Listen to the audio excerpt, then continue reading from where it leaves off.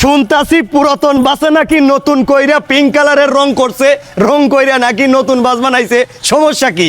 এই আমাদের বাঙালিদের এই একটা সমস্যা, মানে সমালোচনা করা কিভাবে যাবে এইটা চেষ্টা সবসময় চালায়া যাইতেছে।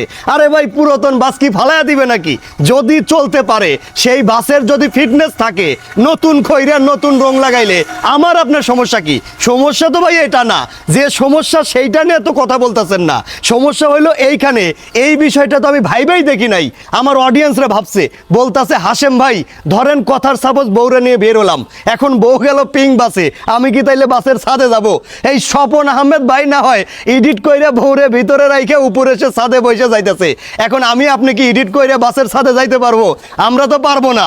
এখন তাইলে করা যায় কি? অনেকে আমাকে জিজ্ঞেস করছে, হাশেম ভাই ধরেন বাসার থেকে বউ নিয়ে বের হইছে একটা জায়গায় যাইতে বা ঘুরতে, এখন বউ না হয় পিঙ্ক বাসে গেল, আমি কিভাবে যাব? আমি কি অন্য বাসে যাব? বিষয়টা কিন্তু চিন্তার, অত্যন্ত গভীর বিষয়। যদিও সার্ভিসটা অনেক সুন্দর, কিন্তু দুশ্চিন্তারও এবং হ্যাসালেরও। স্বামী স্ত্রী দুইজন দুই বাসে যাওয়া লাগবে, উপায় নাই।